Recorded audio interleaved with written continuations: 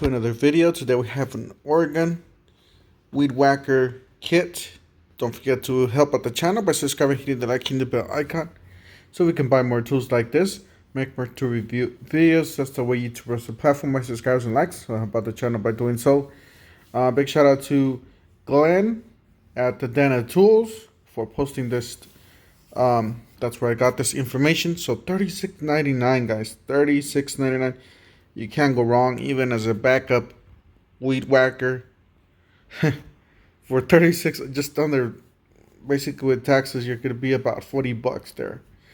So you get the Oregon 40 volt max ST275 trimmer edger kit with 2.4 2.6 amp hour battery pack. Standard charger, just I don't know if it includes, I think it's just one battery. I don't know why it says 2.4 and 2.6 or 2.6. Standard charger GSL. So that's the charger there, that's the battery, that's the weed whacker. It says shipping arrives Friday. So a lot of people already saying that they're already getting theirs. So that's just how the box looks. That's it. That's the only pictures I have.